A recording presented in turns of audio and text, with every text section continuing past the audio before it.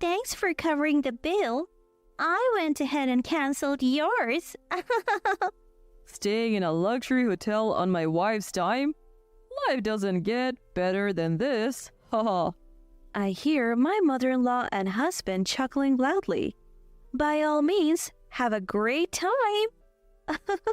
Their laughter suddenly stops when I say this with a smile. You're weird. Don't you realize we tricked you? Wouldn't most people be upset? I haven't been tricked at all. You see, I haven't paid a cent for this trip. My name is Laura, a 32-year-old housewife. I met my husband James through work. He was a client, and we had worked together several times when he invited me to dinner. Since we were the same age, we quickly found common interest and hit it off. We started going out for meals and dates, and before long, we began dating. Fast forward 1 year and we were married. We have now been married for 2 years.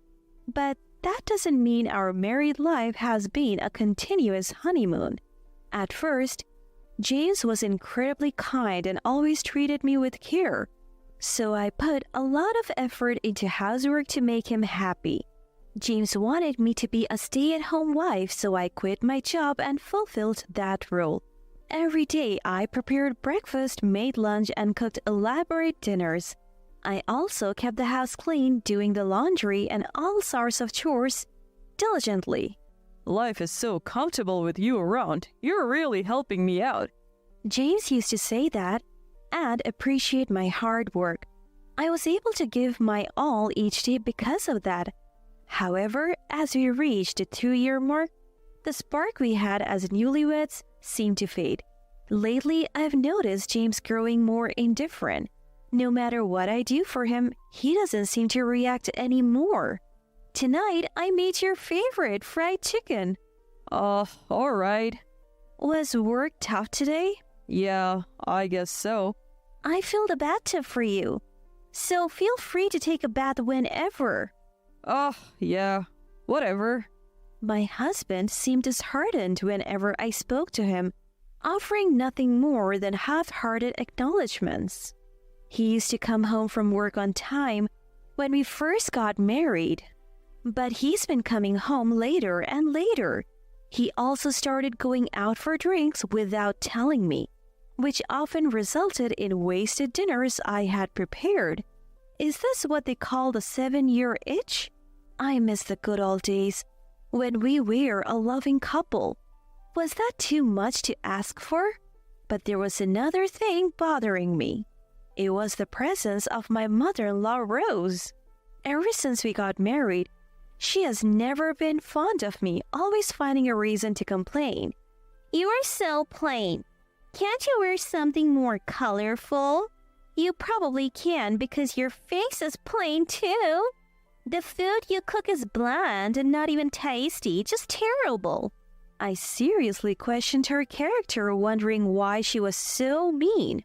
Whenever we visited my husband's parents, she would bully me and badmouth me endlessly. After 2 years of marriage, she started bugging us about having a grandchild. How can we start a family under such pressure? Yet, she relentlessly pushed me to have a child. My father-in-law did nothing about his wife's bullying. It's like he found it too troublesome to intervene. My husband also turned a blind eye, offering me no protection. I was devastated. I at least wanted my husband on my side. Feeling utterly lonely, I felt unwell one day and went to the doctor. You're pregnant. What? I was shocked, to say the least. I had no idea I was pregnant, but I was thrilled. Having a new family member on the way with my husband filled me with joy and hope for the future. I couldn't wait to share the news with my husband when he got home from work that day. Really? Even my usually indifferent husband was wide-eyed. He was overjoyed when I nodded. Yes, I'm going to be a dad. Thank you, Laura. Yeah. I was happy that my husband seemed interested in me again after a long time. Both my father-in-law and mother-in-law were also happy about the new grandchild. and they were exceptionally kind to me. Since my family lived far away, my mother-in-law frequently came over to help me during my pregnancy. My husband told me not to overexert myself, and I felt as if the kind husband I knew had returned. However, this happiness was short-lived. The turning point came when I shared the baby's gender. When I told my in-laws that the baby would be a girl, my mother-in-law looked very disappointed. You can't even give birth to a boy, huh? With those harsh words, my mother-in-law made her opinion known. For a second, I wasn't quite sure what she had said, but apparently, she's old-fashioned and thinks it's crucial to have a boy. Once she learned the baby was a girl, she stopped all support during my pregnancy. That meant I had to handle everything on my own when I was feeling my worst. As for my husband, he didn't seem to care about the baby's gender, but he started complaining when I got sick and couldn't keep up with the housework. You didn't make dinner again and you've been lounging on the couch? I'm sorry. I'm not feeling well. Don't be such a baby. I have to go to work even when I'm sick. You're a housewife. Housework is your job. His lack of consideration for my condition hurt me deeply. The only hope I had was the baby inside me and the thought that we would meet soon. And then I safely gave birth to our daughter. Seeing her for the first time filled me with joy. My husband was also thrilled and emotional when he saw his newborn daughter. She is as cute as an angel. I thought the three of us could finally be a happy family. But when we got home from the hospital, he reverted to his cold, distant self. While I do love my daughter, my husband would always leave her to me when she cried. He never bothered with things like changing diapers or giving her a bath. Even when the already busy task of parenting, he didn't consider that and would selfishly ask, "What about dinner?" or "Is the bath ready?" Little by little, I started to lose trust in him. The thought of divorce crossed my mind, but our daughter had just been born and I couldn't go to work. So all I could do was wait until she grew up. The only silver lining was that I didn't have to visit my husband's parents because of the childcare. My mother-in-law wasn't interested in my daughter, so my husband didn't complain when I said I didn't want to go. Time flew by while I was focused on raising my daughter, and before I knew it, she turned 3. As she started talking, my husband became more interested in her. Though our relationship had cooled, I appreciated his effort as a father. But something started to bother me. Over the past year, he had been acting strangely. He started caring more about his appearance. He used to just let his hair grow out until I told him to get a haircut. Lately, though, he's been going to the salon himself and getting stylish haircuts. He's also started wearing cologne and has been shopping for clothes like crazy. I wouldn't mind if he just took an interest in fashion, but he's always so restless. And he's been spending more time on his phone lately. Is he cheating on me? So I started watching him more closely. One day, while he was in the bathroom, his phone was left on the table and it dinged with a new message. I was shocked when I saw the message on the screen. It was from a woman named Jennifer saying, "Looking forward to seeing you tomorrow night," accompanied by a lot of heart emojis. I thought he was supposed to be going out for drinks with his co-workers tomorrow. Was he lying and actually meeting up with this woman? Once you start suspecting, everything seems suspicious. I couldn't shake my unease, so I decided to hire a private investigator. Weeks later, the results confirmed my worst fears. He was indeed cheating. Apparently, it's a female colleague from work. No matter how strained our marriage has been, crossing that line is unforgivable. I started preparations for a divorce. I hired a lawyer and even began searching for a job to support my daughter after the divorce. Out of the blue, he proposed a family vacation. How about we take a trip for Dad's 60th birthday? Sure, have a great time. Don't be cold, you're coming too, right? What? I was shocked. I never expected him to say something like that. What's the deal? You've acted like you're not interested in me. Likewise, you didn't seem interested in me either. Dad's turning 60. We should all celebrate together, so help me out here.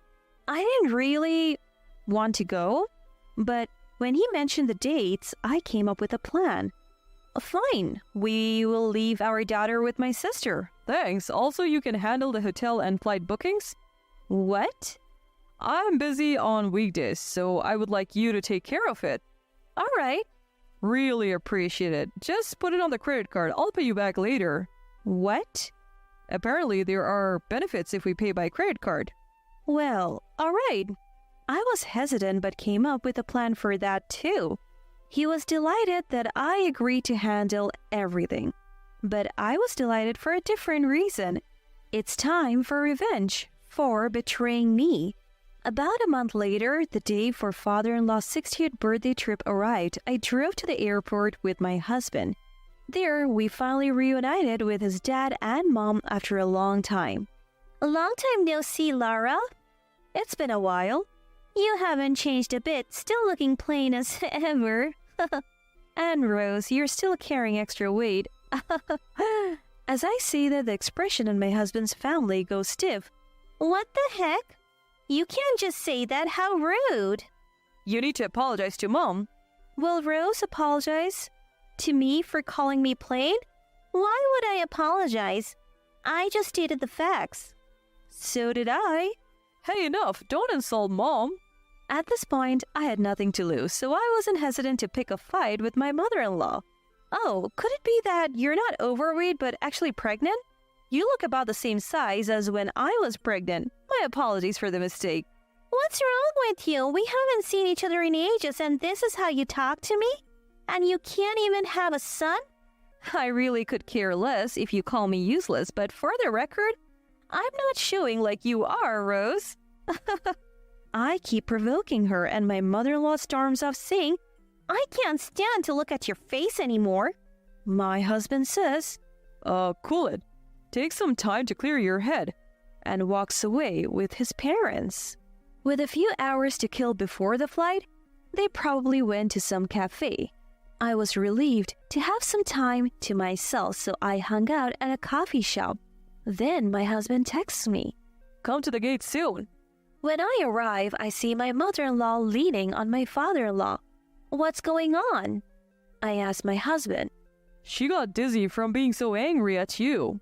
He says, Could you get some motion sickness pills? She might get sick on the flight. Right now? Won't we miss the flight? We're fine. I'll watch your bags. Go get it. All right. I step away, suspicious. Understanding they were up to something, I moved just out of sight and then went upstairs to observe my husband and his parents from the second floor. Sure enough, my mother-in-law immediately moved away from my father-in-law and was cheerfully chatting and laughing with my husband. Faking it, huh? My husband and his parents then left my bags right there and headed for the gate. I quickly went back to collect my bags. Can't just leave them, they'll get stolen. A few minutes later, my husband called me. I answered the phone while watching them disappear through the gate. Where are you? We decided to go without you. What? It's what you get for disrespecting Mom. My mother-in-law grabs the phone. Thanks for the payment. We canceled only your ticket. Staying in a fancy hotel with your money will be so sweet. I heard my mother-in-law and husband burst into loud laughter. They probably never intended to bring me along in the first place. Well, I never planned on going either. Enjoy yourselves, all right? When I said that with a smile, their laughter suddenly stopped. You're strange. Don't you realize we tricked you? Shouldn't you be upset? No tricks here. I didn't pay a dime for this trip. What? I heard my husband's voice, probably because they had the call on speaker. What's going on? Explaining would be a hassle. So I'll tell you later. Bye. I said that and hung up the phone. Then I immediately left the airport and hit the road. I headed to the new rental condo I had secured. Boxes were already there and my sister and her husband were waiting for me. While I was at the airport with my in-laws, They had moved all my belongings for me. I was beyond grateful, especially since they also took care of my daughter. Once we started unpacking in the new place, we were done in no time. As a thank you, I took my sister and her husband to a steakhouse and we all enjoyed a nice meal. My husband kept calling, but I ignored it. The next day, he called again around noon, so I finally answered. Hey, were you lying yesterday? I enjoyed a suit in your place. Sure, why wouldn't you? It's already paid for. What? What are you saying? I changed the account where my credit card payments get drawn from to our joint account, and I moved all the money I put in there to my own account. So what does that mean? Basically, the trip was paid for with the money you put in that account. What? So I paid for it? Yes, exactly. You have got to be kidding. How much did it cost? Plane tickets and all, maybe around $5,000 for 4 adults. Why 4? Only 3 of us went on the trip. Last-minute cancellations don't get refunded, you know. My husband was speechless over the phone. Why would you do this? Do you hate me? It's not about hate, it's just a little payback for the man who cheated. What? I have evidence of your affair, just so you know. He gasped in disbelief. Prepare yourself for a divorce, alimony, and child support. You can't be serious. You brought this on yourself. From now on, we'll communicate through lawyers. I said that and hung up on him. After that, I hired a lawyer to handle various procedures. The divorce went through smoothly, and I got compensation from my husband and his affair partner. I switched the credit card payment back to my account after the travel expenses were paid. Of course, I'm also demanding child support from my husband. It seems he couldn't cover the payments with his own earnings and savings, so he borrowed money from parents-in-law. Parents-in-law also apparently drained all their savings by covering their son's debt. Now, my husband has moved back in with his parents and they seem to be living a poor life together. Serves them right. I have no intention of letting my daughter meet her ex-father, and I haven't told him where we have moved. Marrying such a terrible man is regrettable, but I'm grateful for the opportunity to have met my daughter. From now on, I plan to live happy days just with my daughter. I'm sorry for the unappealing meal my unattractive daughter-in-law has prepared. My mother-in-law scolded me in front of our relatives during my father-in-law's 60th birthday celebration. She's not only unattractive, but also inept. I'm truly ashamed. What a disaster. Where was my dependable husband, who always cared for me? Was he tending to our daughter? He was nowhere to be found. As soon as I arrived at my in-laws' house, feeling fit as a fiddle, my mother-in-law suddenly complained of chronic back pain and became unable to move as the party preparation began. She delegated all the preparation work to me. Later, she continued to belittle me in front of our gathered relatives who were there to celebrate my father-in-law. She turned the once lively and cheerful mood into something resembling a wake. Then, my father-in-law stood up and broke the silence. "Is that all you have to say?" No one could have foreseen the series of unimaginable events that this single phrase would trigger. I'm Sarah, and I'm 35 years old. 6 years ago, I married my husband, Michael, who is 3 years younger than me. We also have a 5-year-old daughter. My mother-in-law seemed displeased with me since I was older than her son. Every time we visited her house during New Year's, Memorial Day, or national holidays, she'd make sarcastic remarks at me in my husband's absence. I wish I had a younger, vibrant, and cuter daughter-in-law, not a woman full of age spots like you. Do I really look that old? Yes, very! Don't you see your own face in the mirror every day? It does hurt to be criticized about your appearance, especially as a woman. But I thought it was better not to make a big deal of it since we had only met a few times a year. However, this seemed to irritate her even more and she began to use more harsh words. You're quite thick-skinned for an old woman. You don't get upset no matter what I say. I find it annoying that you don't show a shred of modesty. Yeah. What should I say to my mother-in-law, who only says things that make me feel at a loss for words? In front of my husband, she hides her true dark nature and speaks kind words to me. My husband seems to have no idea that I'm being mistreated by her, but if I were to accidentally vent my frustrations, I would likely be the one blamed, so I've always held back. Visiting the house with my mother-in-law present felt truly burdensome. However, it was a significant celebration for my kind father-in-law's 60th birthday. Many relatives were gathering, and we were having a grand event, so I decided to attend. My father-in-law is a quiet man who doesn't talk much, but he wraps me in his subtle kindness. When I'm feeling down because of my mother-in-law's nasty words, he gently approaches me and speaks to me. Sarah, if you're having a hard time, feel free to tell me. If it's alright, I'd like to be there for you. I wonder if my father-in-law realized that I was being harassed by my mother-in-law.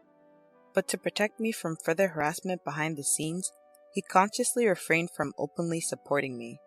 To celebrate such a warm-hearted father-in-law, our family left early in the morning and drove 3 hours to our in-laws' house. I was feeling a bit under the weather with the low-grade fever and lingering fatigue, so my husband Michael took it upon himself to do all the driving. On reaching my in-laws' place, my mother-in-law stepped lightly out of the front door with a gleeful expression. "Well, well, look who's here. It's been a while, Michael. You should show your face more often. Oh dear, you look tired." Well, I've been driving non-stop, so it can't be helped. "I see, you've worked hard. I'll get the bed ready right away. Why don't you go rest in the back room?" I think I'll take you up on that. Sarah, you should get a rest too. You've been taking care of the kid in the car. You must be tired. Besides, you don't seem well. "Oh dear, Michael, you didn't know? I called Sarah yesterday and we planned to go shopping together for the 60th birthday celebration.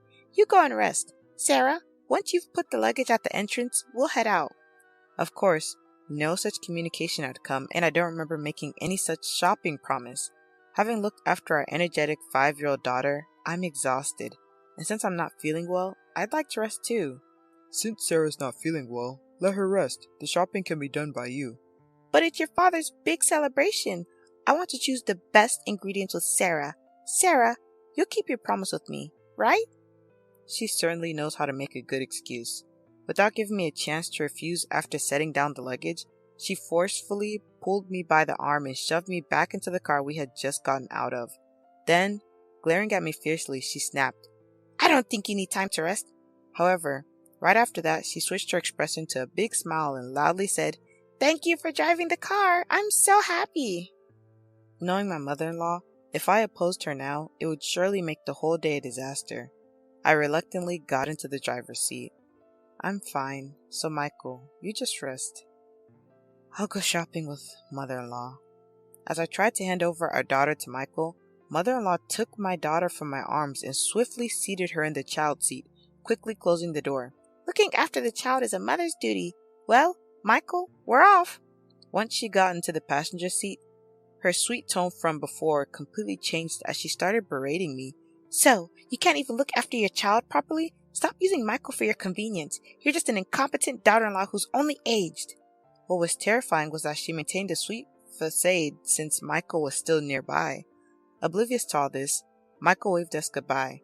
I drove my unfamiliar husband's car toward a large supermarket. Of course, there was no way mother-in-law would stay quiet during the drive, and she started lecturing me right away. "I'll make you regret lazing around while making my son drive." "Mother-in-law, please don't say such scary things. I've been feeling feverish and fatigued since this morning." "Your poor health is due to your bad management. Also, your crow's feet have increased, and the spots on your cheeks have darkened. I can't even bear to look, and your skin has lost its elasticity." I had lost all my energy to respond to her harsh words, and barely managed to arrive at the supermarket, nodding along the way. This is really exhausting. I wonder how all the other daughter-in-laws in the world manage to endure such treatment from their mothers-in-law. My high-spirited mother-in-law, without even a word of thanks, jumped out of the car and swiftly handed me 2 shopping carts. "You're so slow. Get a move on." When I tried to avoid the crowds, she swiftly moved forward, filling the shopping basket with luxury foods like USDA prime beef, crab, salmon roe, and melons. And then she started to add in things clearly not needed for the day. "Mother-in-law, do we need these urgently?" I asked. "We're bulk buying, so we don't have to come to the supermarket again and again. You should know that without being told," she replied. Feeling helpless, I let her do as she pleased. By the time we finished shopping, the 2 baskets were piled high. We're going to check out. Hurry up, stop dilly-dallying. Despite her rush, when it came time to pay at the counter, my mother-in-law showed no intention of taking out her wallet. Mother-in-law, the payment, I began, but with her hands folded behind her, she didn't move an inch. When I asked for the money again, she glared at me and got angry. You should pay for everything. Excuse me? I stammered. As a wife, it's your duty to entertain your husband's father. Don't be stingy and just pay. I ended up having to pay a total of $300 at the cash register to avoid making a scene. Not having any cash on me, I paid with my credit card. As a part-time worker trying to raise a child, this was a significant blow to my finances. And to make matters worse, I had brought $300 as a birthday gift for my father-in-law's 60th birthday, but I couldn't use that. The expense meant I would have to cut back even more on our living costs in the future, and the burden that had already been heavy just became even heavier. I wonder how I should tell this to Michael. If I report this, mother-in-law might cause a fuss. During the car ride home, my mother-in-law kept hurling insults at me. It was almost impressive how many different insults she could come up with. By the time we arrived home, my husband was still asleep, probably due to exhaustion. Upon seeing this, my mother-in-law smiled slyly and began to take advantage of me. After you put away the groceries, go weed the garden right away. Please, can I rest a bit? You have no right to defy your mother-in-law. This is the consequence for making Michael drive alone. So this is what you meant by making me regret, I murmured. If you have time to move your mouth, just go and move your hands. Hurry up, we're short on time. After weeding, clean the bathroom and the toilet. Despite the unfairness of the situation, I had no choice but to endure it for the day. I weeded the garden and then cleaned the grimy, yellow-stained bathroom and toilet, thinking that once the 60th birthday celebration was over, I wouldn't have to see my mother-in-law for a while. My husband woke up just as I had finished cleaning and looked surprised to see me. Sarah, are you okay? If you're not feeling well, don't overwork yourself. Take a break now. Thank you. I'll take you up on that offer. Ouch! That hurts! Just as I was about to lie down, my mother-in-law suddenly let out a loud yell, clutching her back. Although she had been lively just moments before, she started complaining about sudden back pain. My mother-in-law, who always presents a gentle demeanor in front of my husband, suddenly let out a weak voice. This is troublesome. My back hurts so much, I can't do anything. My chronic back pain has flared up again. I won't be able to cook before the relatives gather. Sarah, you're my only hope. But oh, what should I do? As much as her sorrowful demeanor seemed a bit staged, if her chronic back pain was genuine, then it would indeed be impossible for her to stand in the kitchen. Reluctantly, I pushed my worried body, asked my husband to look after our daughter, and started cooking. Sarah, are you sure you're okay? I'm fine. I always cook, remember? To my husband, I put up a brave front, but my body was already fatigued. Yet, it was an important day for my father-in-law. I felt that I couldn't afford to take a break. My head is spinning, and somehow the smell of food is making me sick. But I have to keep going for my father-in-law. After I managed to finish cooking, my father-in-law came into the kitchen to check on me. You've worked hard. Thank you for preparing all this food. Not at all. It's for you. Please enjoy it later. After that, the relatives started gathering one after another. Everyone wished my father-in-law well, creating a lively atmosphere. As we finished the toast and were about to start eating, my mother-in-law started saying something shocking. I'm sorry, everyone, but due to my chronic back pain flaring up on this important birthday celebration, the food was all cooked by my daughter-in-law. I apologize for the unappetizing food made by my unattractive daughter-in-law. Both my father-in-law and husband froze at my mother-in-law's sudden outburst. My daughter-in-law is not only unattractive, but she's also clumsy, a total failure. It's truly pitiful. Ouch! My mother-in-law exaggeratedly rubbed her back, continuing to disparage me. She's so clumsy that without my support, she can't do anything. I wonder if she can even take care of her own child. I'm so worried about whether Michael can manage with such a woman as his wife. What was supposed to be a festive atmosphere quickly turned gloomy, resembling more of a wake than a celebration. My usually supportive husband, who was supposed to be looking after our daughter, was nowhere to be found. At that moment, my father-in-law, who had been sitting quietly, suddenly stood up. Is that all you wanted to say? Huh? Seems like it. Maybe we should kick out the useless one then. Following his words, My husband entered the room, holding our daughter in a suitcase. His face was unusually stern. Dad, as you said, I've packed her stuff. My mother-in-law smiled at the sight, seemingly pleased. Sarah, looks like you're getting kicked out. Hehehe. But to her surprise, my husband handed the suitcase to her. What? My father-in-law's booming voice added the final blow. Take that and get out of this house right away! Although she seemed unable to comprehend what was happening, my mother-in-law quickly understood the situation. Why should I be the one kicked out? It's Sarah who's useless. The bathroom is always covered in mold, the toilet left dirty, and you call Sarah useless when you barely cook anything? Not to mention how harshly you've been treating her. I've had enough. It's the mother-in-law's duty to discipline the daughter-in-law. I was only pointing out her shortcomings. Discipline? What era do you think we're living in? Realizing that an angry father-in-law, eyebrows raised, wouldn't take her side, mother-in-law turned to her usual theatrics and began crying to my husband. Michael, don't misunderstand. We might need to take care of your father someday, right? So, I was teaching Sarah how to be a good wife. As tough as that was. Take care of him? That's a laugh. I won't be fooled by you anymore. You've just been bullying Sarah. Even today, despite feeling unwell, she came along to celebrate Dad's 60th birthday. Sarah volunteered to celebrate, didn't she? Don't lie. You also made her pay for the groceries, didn't you? I found a receipt from today in her bag when she was trying to take out candies for our daughter. It shows that Sarah paid with her credit card. I just asked her to pay because I didn't have any cash on hand. I was planning to pay her back, honestly. Really? If I hadn't noticed, you would have just kept quiet.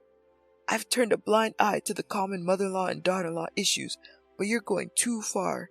I'm fed up with living with a spiteful old woman. Seeing my husband and father-in-law turn away from her, mother-in-law began to blame me with all her usual acting prowess, tears streaming down her face. So, Sarah has been making false accusations about me. That's terrible. You're all making me the villain. No, I haven't said anything, but it's a fact that you've been bullying me, isn't it? For the sake of father-in-law and my husband, who had gone to great lengths for me, I gathered the courage and spoke the truth for the first time. I would no longer let mother-in-law have her way. That's right. We heard about it from Mia. We also know about the nasty comments you made about Sarah at the supermarket and in the car. Afterwards, you made Sarah do all the weeding and cleaning the bathroom and the toilet. Yeah, Grandma was mean to Mommy. She made her clean a lot of places. You can't trust what a child says. Mia doesn't lie. Let's check the dash cam footage. That should clear everything up. Michael, could you do that? Good idea, Sarah. I'll do that right away. What is that? Ignoring his mother's question, Michael went to the car parked outside, started the engine, and began playing the dash cam footage. The latest device, which can also record the inside of the car, was installed, so even facial expressions were clear. Ah, it's showing. She was saying these things. I'm shocked. Everyone, come over here and watch this. Relatives who had followed to see what was happening all checked the footage. Upon viewing, they began to comment. This is terrible indeed. Wow, this is the worst. Mother-in-law, who had stayed in the house insisting she wasn't at fault, began to panic as the atmosphere grew tense and ran barefoot toward the car. Everyone was taken aback by her swift movements, despite her supposed back pain.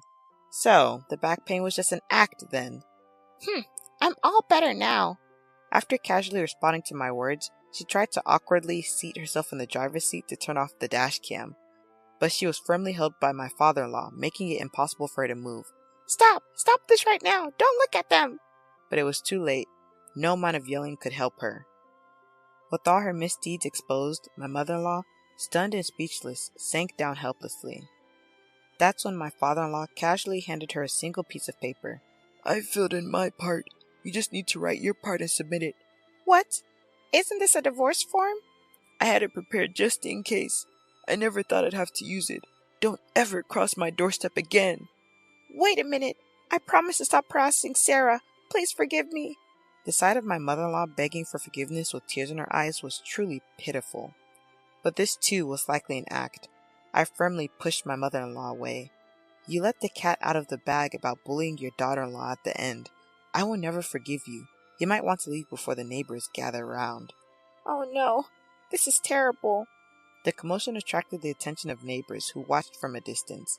Perhaps not wanting to make a scene, she promptly took the divorce form and suitcase, and her supposed back pain was nowhere to be found. She rushed out of the garden. The villain had been dealt with, but I returned home filled with guilt. "I'm sorry for all this during your 60th birthday celebration, Dad." When I earnestly apologized, he responded, "Sarah, you did nothing wrong. I'm sorry for all the trouble we've caused. Let's start over." My father-in-law smiled. The relatives also watched with kind expressions. Later, they praised the dishes I had prepared and ate heartily. At that moment, all the fatigue seemed to fly away. Thus, we celebrated my father-in-law's 60th birthday in a grand manner. My mother-in-law, who was initially reluctant to agree to the divorce, eventually agreed, and they divorced amicably. It was also revealed that she had been misappropriating funds from my father-in-law's account, and she was ordered to repay $10,000 that she had spent recklessly.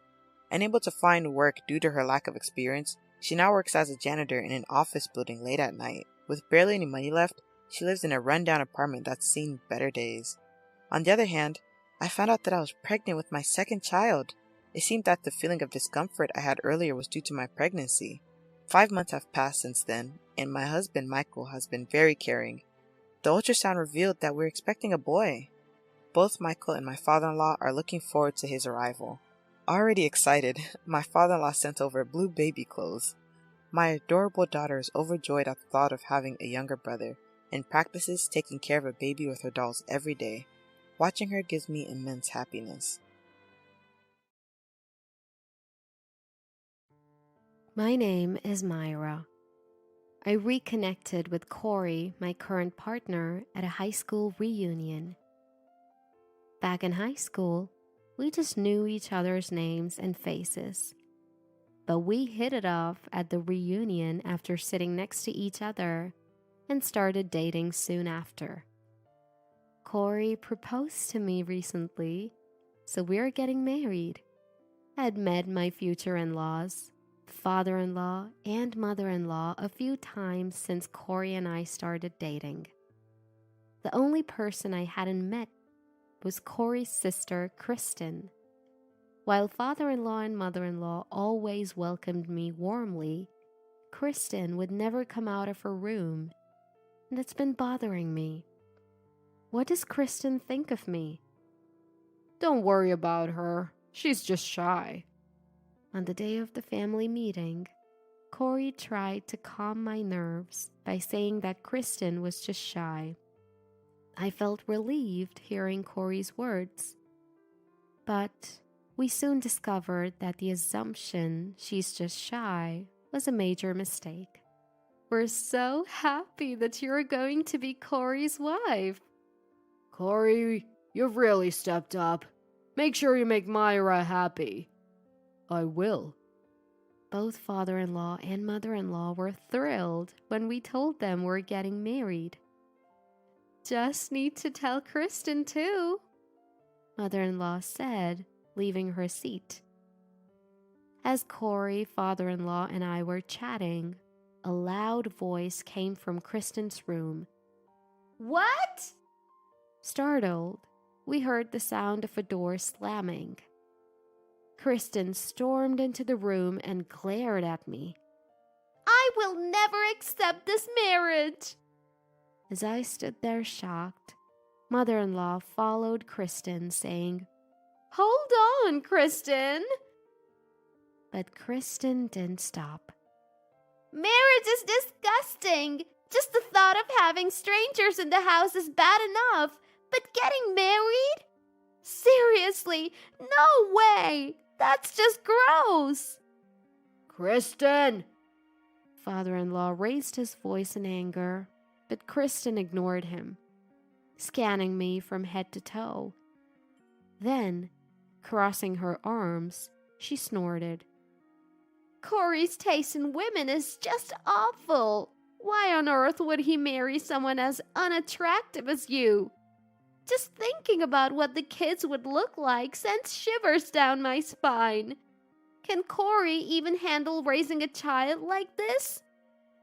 Of course he can. What are you even saying, sis? Anyway, I'm against this marriage. I don't want her in our family. Don't you dare show your face here ever again. At Kristen's outburst, Corey and his parents scramble in panic. Stop it! They all try to silence Kristen, their voices seeming to echo from far away. Gathering myself, I stood up and said something I never thought I would say. Fine. I won't ever come back to this house. Myra, I'm sorry for my sister. I want to marry you. Yeah, I still want to marry Corey.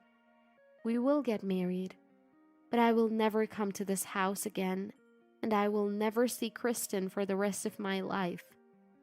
This discussion is over. I said I don't want you to get married. Ignoring Kristen's yelling, I started to prepare to leave. As I was leaving, I looked at Kristen and said, I don't need your approval for the marriage. Corey's parents' blessing is more than enough. Rest assured, since we'll never meet again, there won't be any awkward family get-togethers. No matter how much you object, I won't give up marrying Corey. Goodbye. I'll never forget what you've said to me. Keeping a straight face, I bid my goodbyes to my shocked in-laws and left. I hurried home, with Corey frantically following behind, apologizing with a near-teary face. Truth be told, I was really hurt by Kristen's words. Once we were out of sight of his parents and Kristen, tears started to flow as Corey apologized to me. It's really sad that your sister won't accept our marriage and that I can never return to that house. But I still want to marry you, Corey. I'm sorry I'm not the woman Kristen thinks I should be. Holding back tears and with a trembling voice, I got hugged by Corey, who told me, You've done nothing wrong, Myra. Feeling his warmth, I reaffirmed my commitment to marrying Corey. As I had declared, Corey and I got married and started our life together. We had a wedding, and both of us agreed not to invite Kristen. Corey's parents repeatedly apologized for Kristen's behavior, but our relationship with them remained good.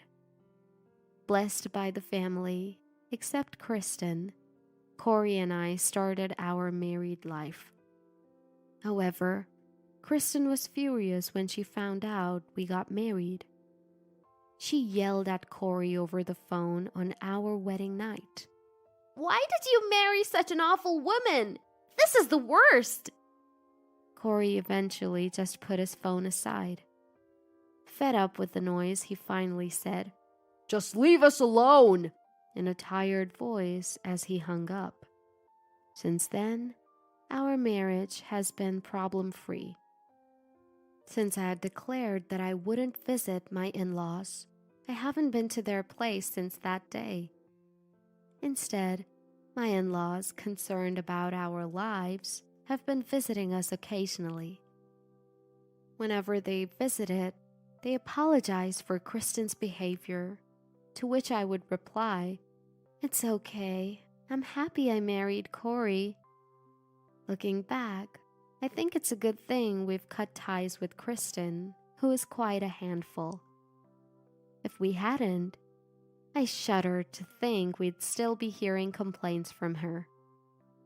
Then, just a few months into our marriage, I became pregnant. Corey was ecstatic. Even before we knew the baby's gender, he'd already started buying baby clothes and reading fatherhood books. I was feeling really happy. Then one day, I received a call from an unknown number. Though skeptical, I thought it might be from the maternity clinic or the local government office, so I answered. And I heard a voice I didn't want to hear. Myra? Long time no see. It's your sister-in-law, Kristen. Why is Kristen calling me now?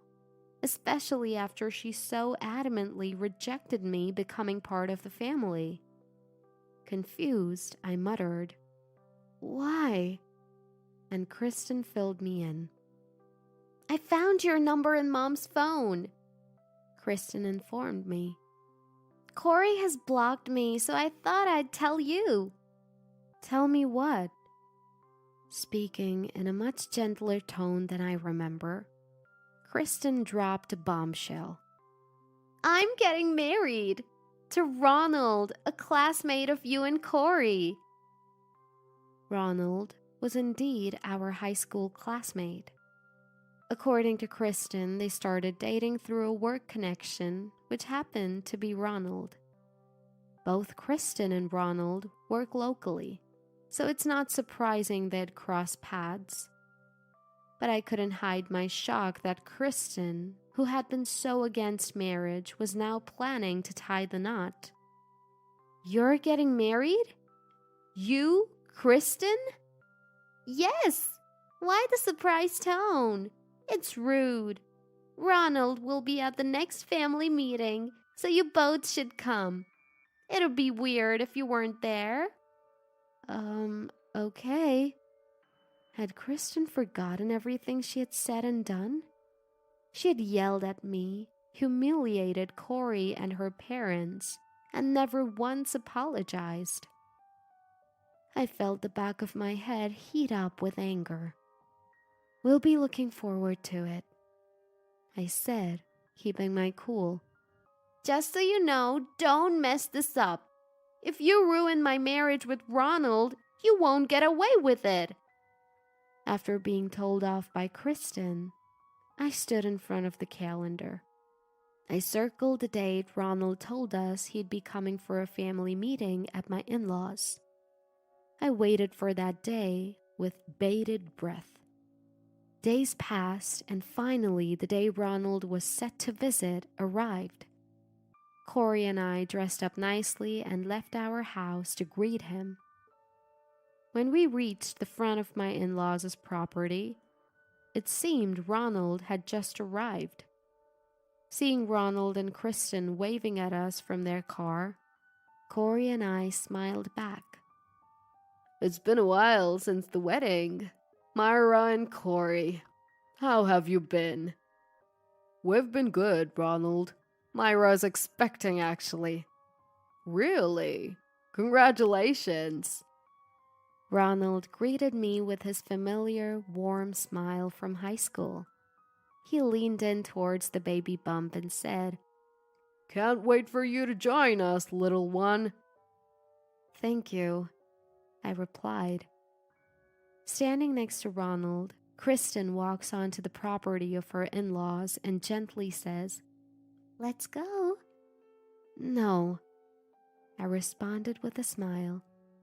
"I'm not allowed inside the house anymore. So, Ronald, I'm sorry, but I'll have to consider this family meeting over." "Huh?" Kristen's face flushed with rage while Ronald looked puzzled. Realizing Ronald was clueless, I decided to clarify. When Corey and I came to introduce ourselves as a couple, Kristen opposed us. She said that we were not welcome, that our union was disgusting, and that we should never come back. We married despite her, and that's why she didn't come to our wedding.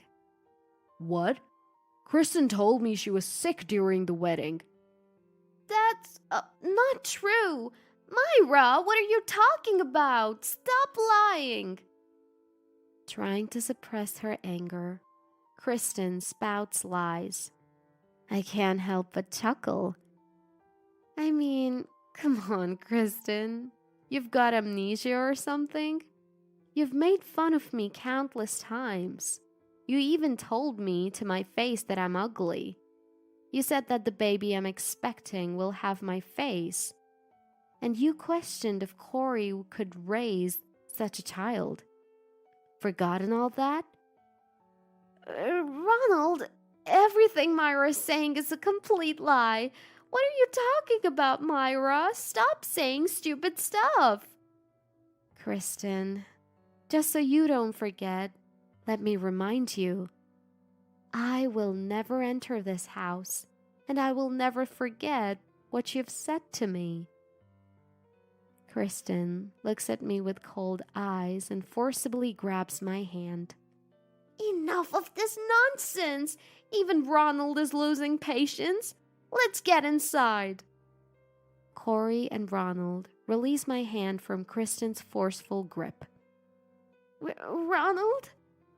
Kristen falls flat on her butt, looking dazed. Her pretty dress is now soiled with dirt. Ronald doesn't offer her a hand and just looks down at her. Is what Myra's saying true? It's a lie, all lies. Myra has a problem with making stuff up, right, Corey? Kristen almost threatens with her tone, but Corey sighs. Sis, you're embarrassing yourself. What Myra is saying is true. If you're thinking of marrying Ronald, you better acknowledge this aspect of yourself. Upon hearing Corey's words, Ronald pauses for a moment and then starts walking towards the car. Wait! Ronald! Kristen chases after Ronald in her dirt-covered dress, but he won't let her into the car. I may be overstepping by intervening in my brother's marriage, but I can't consider marrying someone who insults not just me, but even a child who isn't yet born. No offense to the family, but I'll be going home today. We'll talk some other time. Don't say that! Please, Ronald! Corey, Myra, thanks for letting me know about Kristen before we got married. Ronald thanked us and drove away. Wait up! Kristen chased after the car, crying. Along the way, she stumbled and fell, continuing to cry. You'd think her own brother, Corey, would go to help, but instead, he takes my hand. Let's go. I can't let someone who yanks a pregnant woman's hand around be in the same space as Myra. As we walk back home, Kristen's cries linger for a while. After we get home, Corey contacts his parents-in-law. After being told to say our greetings, we stood at the front of the property and spilled the beans about the past. This led Corey to explain that Kristen and Ronald's engagement had probably fallen apart. My in-laws responded by saying, "It couldn't be helped." When they visited us later, I apologized for what I had done to Kristen, even if it was out of revenge. They told me, "Don't worry, what she did was true." According to my in-laws, Kristen had been shutting herself in her room ever since the engagement broke off.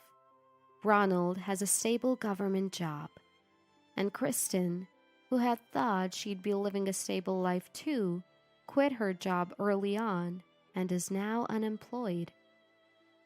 I heard she sneaks into the kitchen late at night to grab a meal as if she's stealing it, then goes back to her room, avoiding any contact with her parents. But Kristen is unpredictable. Both Corey and I have blocked Kristen's phone number. We moved to a bigger house since we have a baby on the way, and specifically asked my in-laws not to share our new address with Kristen. It seems like our decision was the right one. After we moved, Kristen went to our old place and began to bang and kick the front door, shouting, "Open up!" Because of her loud ruckus, a neighbor ended up reporting her to the police. It seemed like the in-laws were at their wits' end, dealing with Kristen, and after she caused some legal trouble, they kicked her out of their home. Regretting that they had spoiled Kristen, they gave her enough money to live on her own for a while. Since then, I've heard Kristen has been making ends meet in a small apartment with a part-time job. As for Corey and me, we welcomed a healthy, beautiful baby into the world. Just like Kristen said, our baby did look like me, and it was a very adorable little girl. Looking back at when Kristen opposed our marriage, I'm convinced that my unwavering decision to marry was the right one.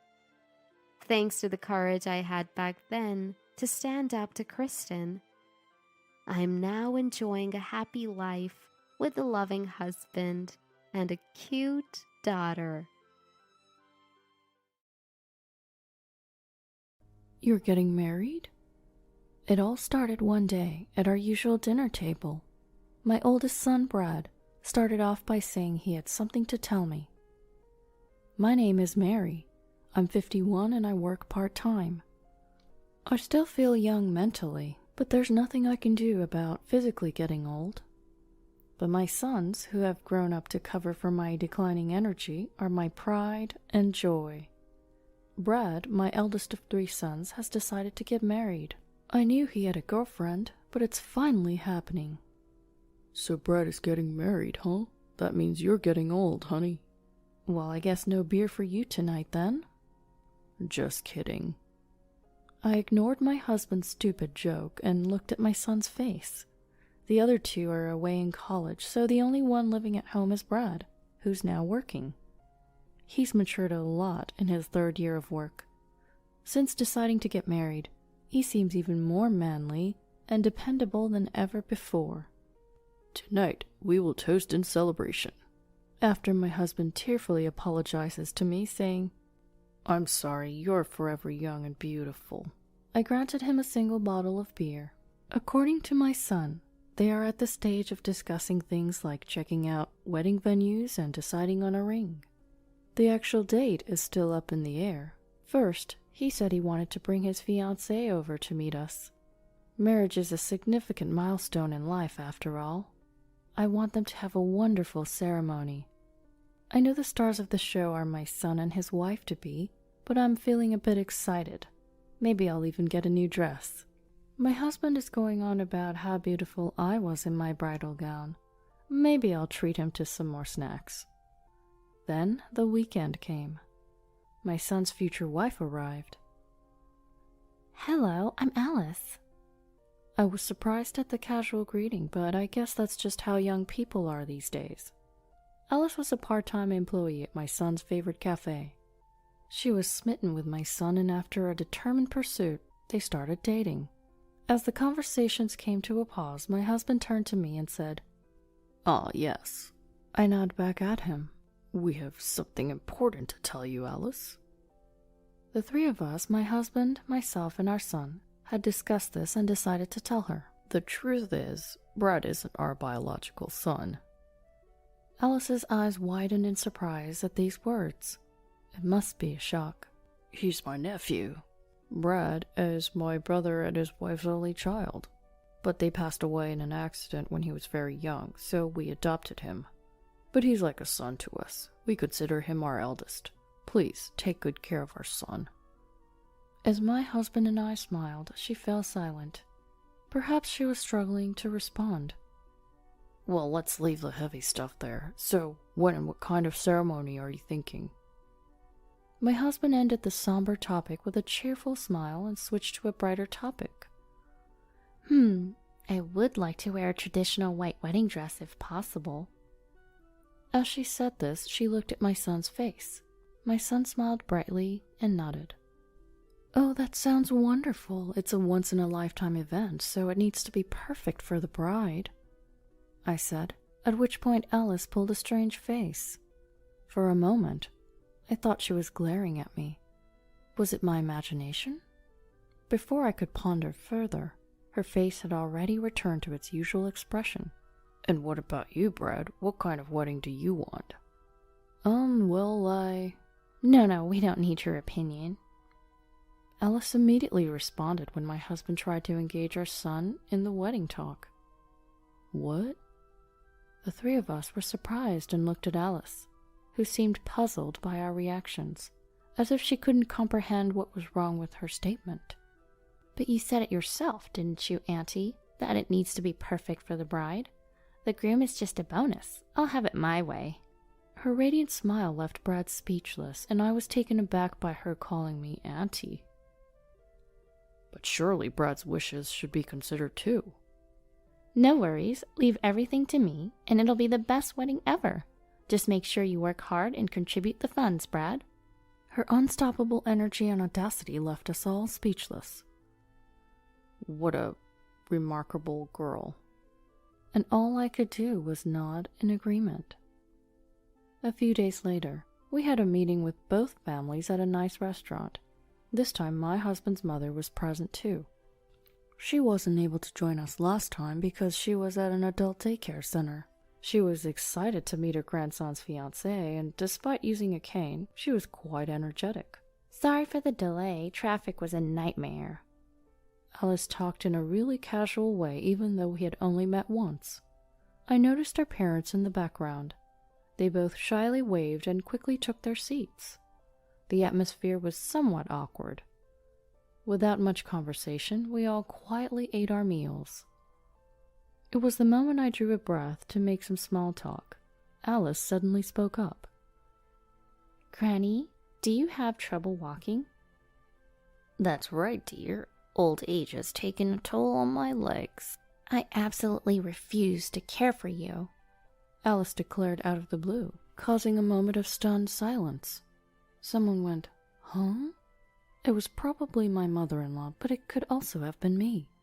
I want to make it clear I have no intention of caring for any of you. Auntie, you're not my mother, right? That makes you a stranger. And while Uncle might be related, he's not my father. I won't look after any of you. Hey, Alice. Brad attempted to rein her in, but she wouldn't stop. And I definitely won't be calling you Dad or Mom, so remember that. I glanced at Alice's parents, taken aback to see them both nodding in agreement. Well, it's true that Brad isn't our biological son, but we raised him like one. Hush, Uncle. Okay, I'm sorry. My husband fell silent after being sharply rebuked by her. Pathetic. It was at that moment the sound of a fork being gently placed down resonated. Is that so? A calm single statement. I carefully glanced at my mother-in-law. She seemed composed, but you could tell she was furious. They may not be their biological parents indeed, but they've raised them with more love than real parents would have. That's not something outsiders should meddle with. I don't care what you say. I'm not doing caregiving. It infuriated me, but I held my tongue as my mother-in-law continued to speak. I'm not expecting anyone to take care of me. I know I'm old, but I don't want to burden my daughter-in-law, so I use the facilities mostly every day. Oh, really? And? I've already transferred my assets to the couple as gifts while I'm still alive. They can use that money to go to the facilities or do whatever they want, so you won't have to lift a finger. Well, isn't that nice? She responds to my mother-in-law with irritated replies. Even when her son tried to chide her, it was like water off a duck's back. This discussion ends here. It's time to go home. With a single statement from my mother-in-law, the meeting came to an end. Women have become stronger these days. Perhaps that's the way of the world now. The rest of us, born in the 60s, were left with mixed feelings as we returned home. A few days later, my husband and Brad were at work. My mother-in-law was at the adult home, and I was alone at home with a day off from my part-time job. The phone rang at that moment. Oh, hey there, Auntie. To my surprise, it was Alice on the line. Hey, Auntie, can you not show up at the wedding? What? I let out a surprised cry at her unexpected request. You're not Brad's real parent. You're technically his aunt, but you don't have any blood relation, so you're essentially a stranger. Strangers don't come to weddings. But what about Brad? He doesn't matter. I told you, I'm doing the wedding my way. At the ceremony, I'll be preparing a letter to his deceased parents. That'll surely move everyone. That's not how it works. Brad's biological parents were indeed important to him, but he wanted us, his parents, to be at the ceremony. He told us that he thinks of us as his real parents, which brought tears to our eyes before. If you really want to attend, you'll have to be super generous with your gift. You received an inheritance from your mom, right? So $10,000 is the bare minimum.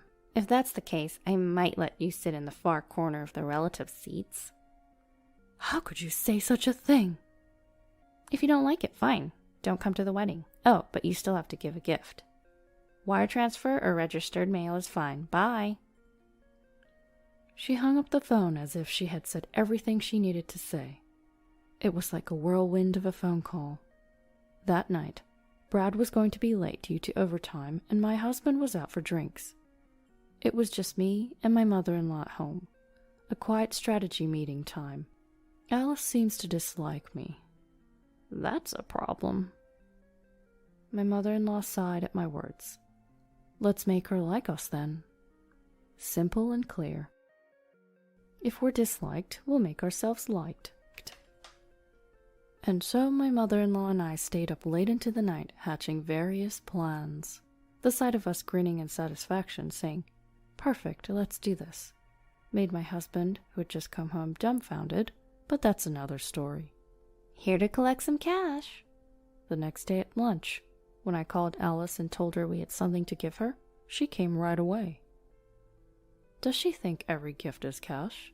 Shaking my head, I pulled out something. What's this? It's a cupcake I made, said my mother-in-law with a smile. I heard that you don't have grandparents. Try some of this. It's a super traditional one. I don't want it. Don't be shy. Here you go. No, I'm good. After a back and forth between Alice and my mother-in-law shoved the treat into Alice's mouth. My mother-in-law's assertiveness is definitely her strength. Whoa, that's gross. Why is this so salty? Alice shouted, quickly gulping down the iced tea we served. Salty? That's odd. It shouldn't be. Perhaps you confused the sugar with salt. I also took a bite and grimaced. We had left everything to my mother-in-law, apart from the preparations and cleanup. But who could have predicted such a basic blunder? The cupcake plan had failed. But that's all right. Let's move on to the next plan. I have a gift for you. Wedding money? A gift card? Nope.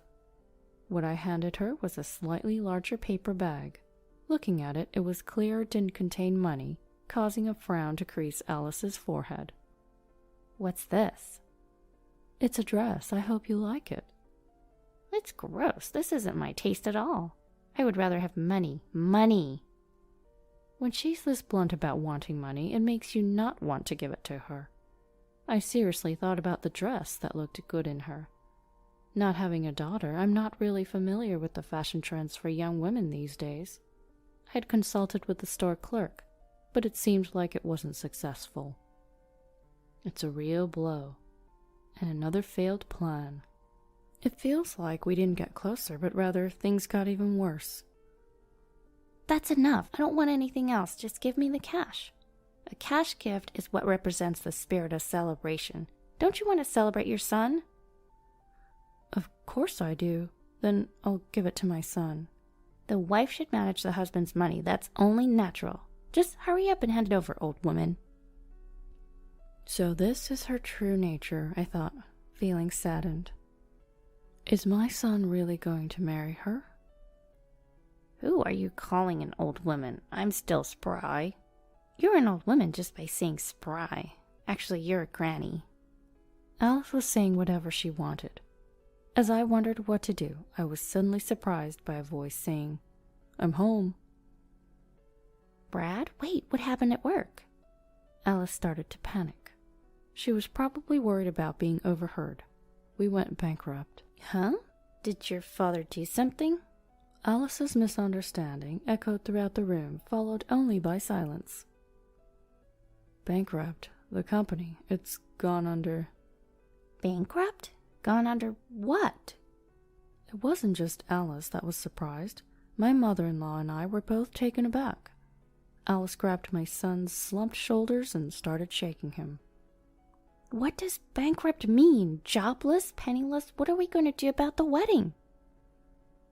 I'm sorry, it'll have to wait. Releasing her grip from my son, who answered listlessly, Alice stood dumbfounded, and then she cried out, Then how am I supposed to pay the damages? Now it was my mother-in-law and I who were taken aback at these words. My son being jobless was one thing, but I couldn't keep up with what was happening anymore. Damages? Oh, never mind. Just give me the gift money quickly. Seems she no longer cared if my son was present. She held out her hand to me. My mother-in-law addressed her. Alice, could you give us an explanation? Shut up. Just give me the money. Alice. Shut up. It's you who needs to shut up, young lady. Explain yourself. Was this my mother-in-law's true colors? Her tone had suddenly changed from calm to harsh, and Alice was taken aback. And so, under the gaze of the snake-like mother-in-law duo, Alice started to speak in a weak voice. Apparently, Alice had been having an affair with her boss at her part-time job. Moreover, the guy was married. His wife found out and is demanding damages. But she had no money. So she thought about marrying my son. She had calculated that if they married, she would receive a hefty amount in gift money, and planned to have my son pay for all the wedding costs, while she would keep all the gift money. My mother-in-law and I were speechless. Of course, we were angry that she had used my son, but we were also astounded by how she didn't think she had done anything wrong throughout the entire conversation. I've already ended it with my boss. Once I pay the damages, it'll be over. That's why I'm going to continue with the marriage. Give me the gift money. It's a good thing the truth came out before the wedding, but I didn't know what to say to her. As I was worrying, I heard a low, muffled voice. Don't make decisions on your own. Looking up, I saw my son Brad glaring at Alice. His face was full of rage. You had an affair, and yet you think you can make all the decisions? Alice probably never thought she would be shouted at. Brad is usually so calm. He's probably never raised his voice at her. Alice gave a small start. So what if it's over? You're not even trying to pay the damages yourself. You were trying to use our marriage to your advantage. You haven't shown any remorse. Do you really love me? Of course I love you. That's why I want to get married. Then pay the damages yourself. Show some sincerity. But... Alice tried to cling to my son, but he coldly pushed her away. Either way, we can't get married until I find a new job. Can you wait until then? She was at a loss for words. If she truly loved him, she would be able to wait.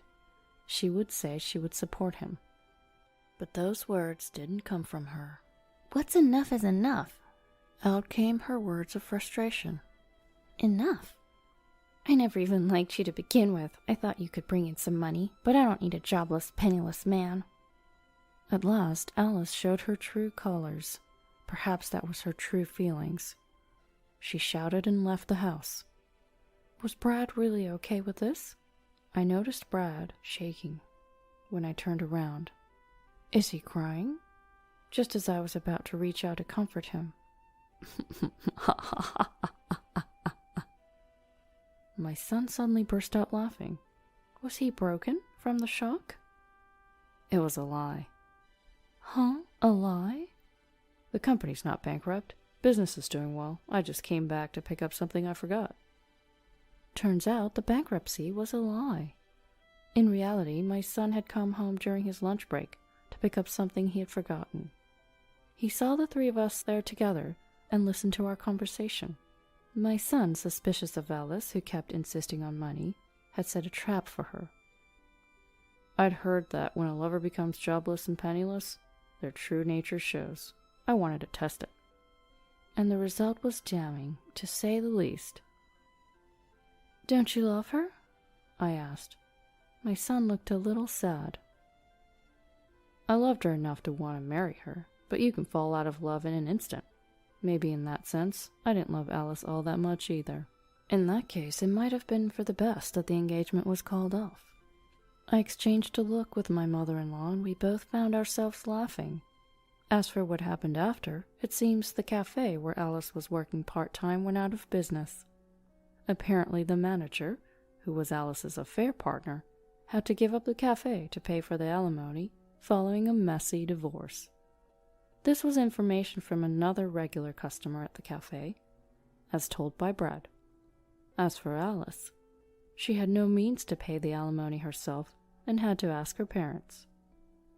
They were furious with her and kicked her out of the house. She's living in a rundown apartment, working a night job. That's what we heard from her parents. A few years later, by the time my 2 younger sons had started working, Brad was getting married.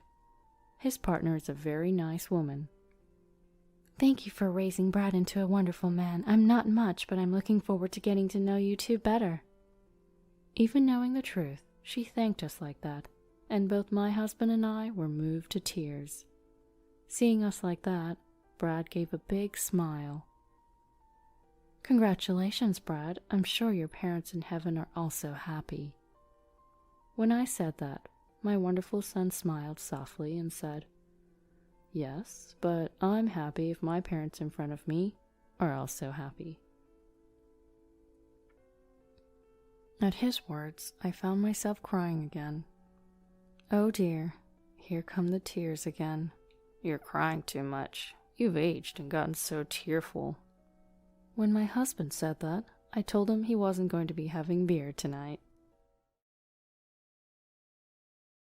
Her looks aren't too bad, I guess. She's not a beauty queen, but she doesn't fade into the background either. When I first visited my boyfriend Kevin's house for a family meeting, his mom, Emily, didn't waste any time critiquing my appearance.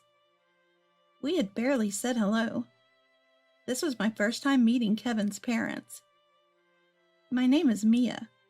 Though we'd only been dating for 6 months, Kevin, who's 33, is 2 years older than me. I'm 31. So we're both at an age where marriage wouldn't be out of the question. I had naturally begun to think about marrying Kevin, and 3 months into our relationship, I introduced him to my mom, but I hadn't met his family yet. That's why I started to worry that maybe he was just toying with me. Kevin graduated from a top-tier university and is a high achiever at work. On the other hand, I'm just your average office worker. Kevin was the one who made the first move. He said he fell for me the moment he saw me during a meeting at my office. He gave me his business card and really went out of his way to win me over. Once we started dating, I found out that Kevin is both thoughtful and kind.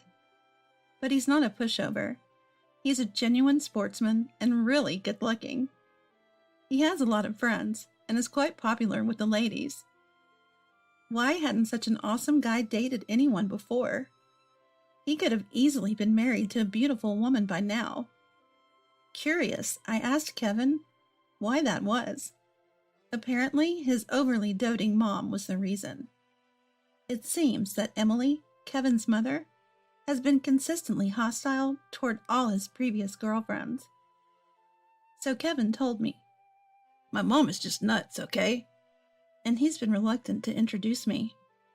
"I love you, Mia, and I want to marry you right away, but it's obvious she'll oppose it. She might even verbally abuse you to break us up." Is she really that bad? But you shouldn't call your own mom that woman, you know? When I gently cautioned him, Kevin shook his head. "It's not for my sake, but hers. She's not happy unless she's number one.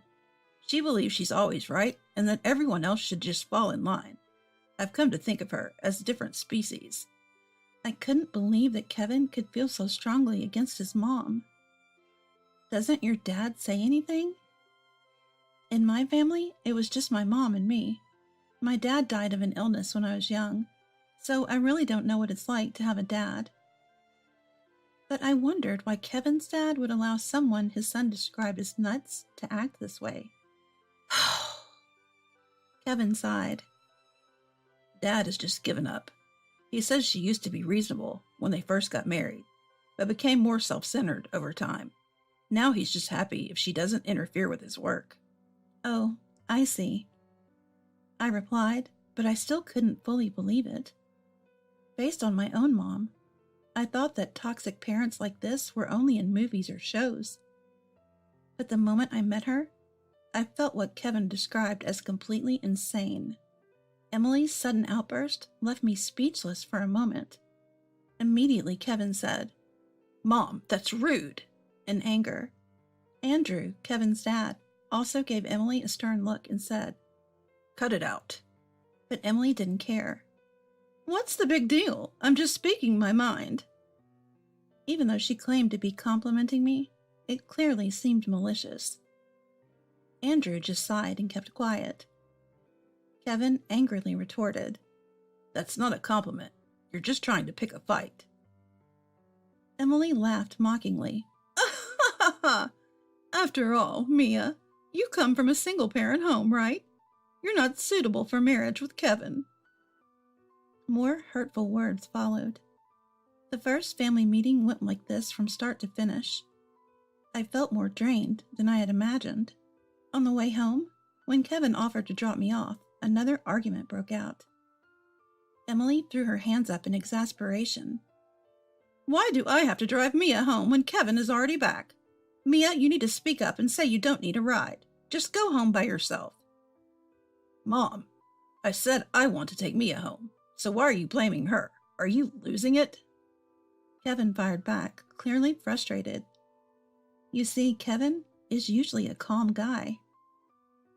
It was the first time I had seen him angry all day, and I was beginning to think he had a point about his mom being totally crazy. No wonder Kevin didn't want to introduce us. If this is what the first meeting is like, what's next? I started to feel anxious. I love Kevin, but I had zero confidence that I could get along with Emily. "Sorry about that. My mom's behavior is just embarrassing."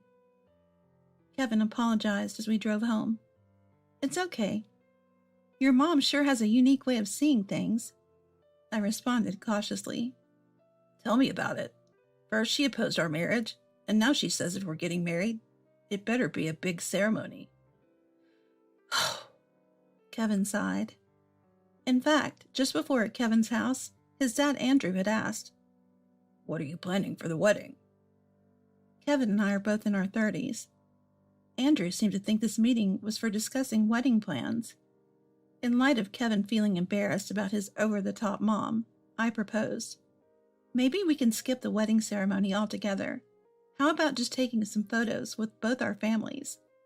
As a last-ditch effort, I added, "Given the times, having a big ceremony might be risky." Kevin quickly agreed. "Right. These days, many people opt for smaller, family-only weddings." "Times have changed," Andrew chimed in. "If Mia is okay with it, then so am I." Kevin seemed on board with the idea. Just when it looked like my suggestion would go through, Emily, for some reason, was adamantly against it. "No way! Are you trying to tarnish our family's reputation? You can't skip important life rituals. Both of you lack common sense," she shouted, glaring at me. Emily was relentless. "Marriage involves two families, not just the couple. A wedding ceremony is a way to gain approval from extended family and friends. It's a requirement for your marriage to be recognized." Despite our reservations, we ended up planning a grand wedding, driven by Emily's family honor and reputation arguments. Now the guest list included not just close family, but also Kevin and Andrew's colleagues, business contacts, and distant relatives. But here's the thing. My family isn't that big. We never planned to invite distant relatives, so there was a notable difference in the guest count between the groom's and the bride's sides. Looking at the guest list, Emily smirked. "Oh, Mia's family is small, and it doesn't seem like you have anyone significant in terms of career." Clearly, she just wanted to make me feel inferior. The big day finally arrived. Almost everyone we invited showed up, and the wedding ceremony began smoothly, without a hitch. Between the performances of friends and a heartfelt speech from a mentor, the vibe was electric. I alternated between chatting with friends and colleagues and keeping an eye on Emily's actions. Emily was busy pouring drinks for various guests, passionately engaged in conversation. I couldn't hear exactly what she was saying, but her smug expression and the subtle reactions of her listeners gave me a pretty good idea. Probably bragging about Kevin and bad-mouthing me. What caught my attention was that people were also pouring drinks for Emily in return. She'd empty her glass and move to the next table, her face red and her steps unsteady. Kevin and I, while not saying anything, watched her nervously. I looked around for Andrew and found him oblivious, caught up in high spirits with his boss and colleagues. I was hoping everything would end smoothly, but the drama unfolded at the very end of the ceremony. During the letter segment from the bride to the parents, I expressed my gratitude towards my late dad and the mom who raised me. Mom was holding Dad's portrait close, already tearing up as she listened to my words.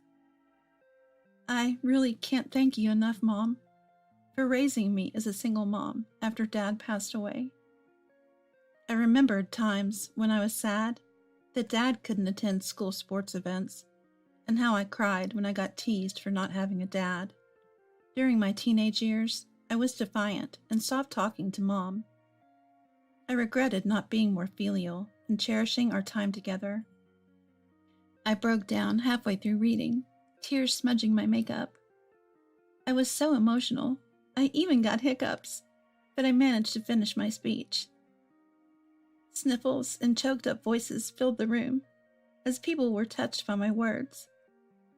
A tipsy uncle from the family shouted, "Go, Mia!" warming the atmosphere. Yet only Emily, who was clearly intoxicated, wore a scowl on her face. The host announced, "Next, we have gifts for the mom of both families." And Kevin and I handed a large bouquet of flowers to each of our moms. The staff turned the microphone to my mom, who said, "Thank you so much. You've grown into such a wonderful person. I'm so happy." She then thanked everyone in the room. "I appreciate everyone who's been watching over Mia with us and for being here today." Just as the staff directed the mic toward Emily, she snatched it. Everyone was shocked. Emily bluntly said, "Mia's mom spoke nicely, but let's be clear. You didn't raise her alone. You got help from men, didn't you? I'm not thrilled to take in the daughter of such a lowly single mother, but I guess we can reform her." The room went dead silent. Emily, pleased with herself, concluded, "I'm quite forgiving." Even I, Kevin, and Andrew couldn't stop her in time. Kevin was speechless. Andrew's face went from happily tipsy to bright red with his mouth hanging open. I couldn't let it slide when she spoke about Mom. I glared at Emily and said, "No, you don't need to be forgiving." I didn't have a mic, but my words carried in the quiet room. "Is it that bad if Dad isn't around? Everyone has a limited time sooner or later. You can't control that, can you?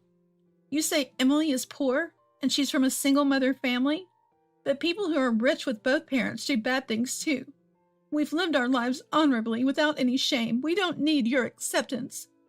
Emily turned to the crowd and said, "See, this is what I mean.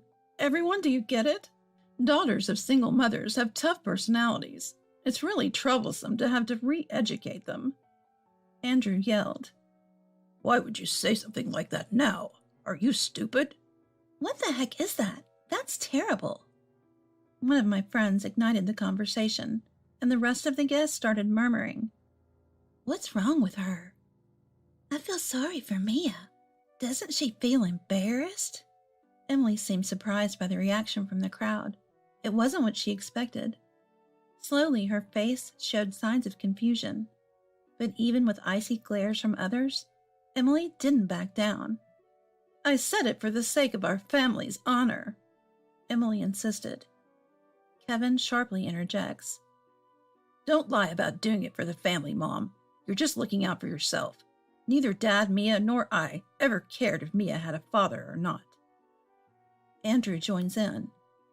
"Not having a father isn't a child's fault. It's not Mia's fault, even in normal families with both parents. There are messed up people like you. He glares at Emily. Stunned by the intensity from both Andrew and Kevin, Emily hesitates but tries to justify herself. But surely a daughter without a father can't turn out well.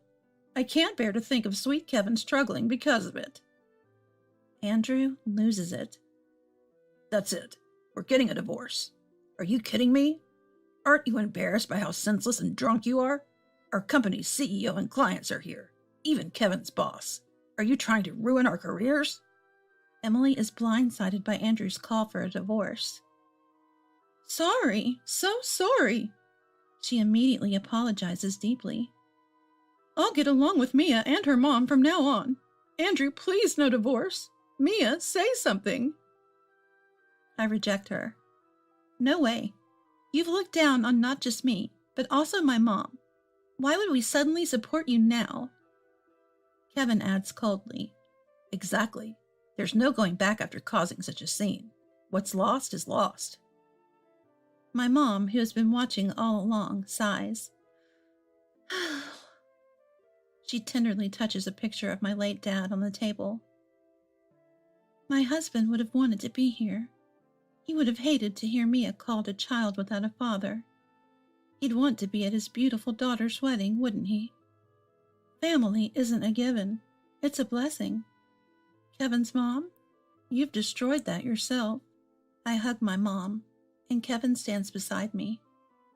Facing the crowd, Kevin declares, It's clear who's the more respectable mom.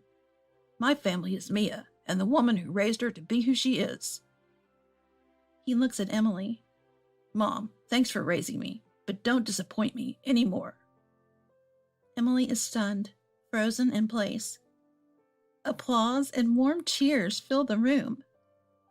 Don't let a toxic parent bring you down. From the crowd's reaction, Emily seems to realize she's beyond redemption.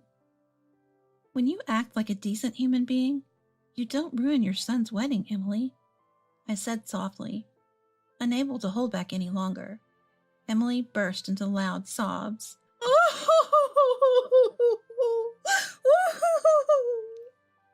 After that, the wedding became legendary in its own way.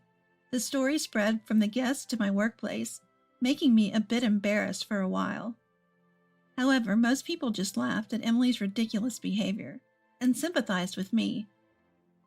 Andrew quickly hired a lawyer and filed for divorce from Emily. Due to her daily imprudent behavior and excessive spending, he managed to significantly reduce her share of the assets.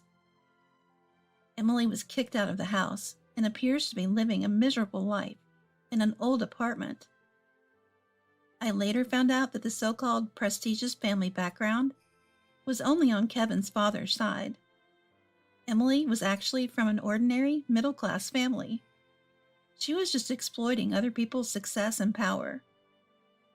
She even had to pay us in full for the damages and emotional stress she caused at the wedding. Despite that wedding disaster, Kevin and I are doing well. He stood up for me, and I fell even more in love with him. Emily, who used to trouble Kevin, is gone. Now Kevin and I are looking forward to building a happy home together. Oh, I've had enough. I was at my wit's end, standing in front of my husband and in-laws. It was a day we were supposed to go on a trip to Hawaii. And my mother-in-law had just told me, I don't remember inviting you. Carter, my husband, just gave me a look that said he wanted to get through this awkward moment as quickly as possible, offering no help. I was done with these people. My name is Rita Rollins.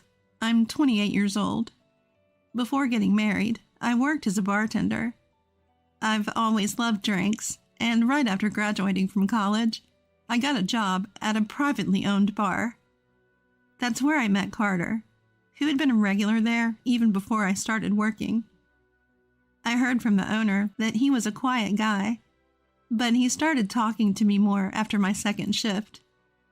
We were the same age, hit it off, and eventually our relationship turned romantic. We got married 6 months ago.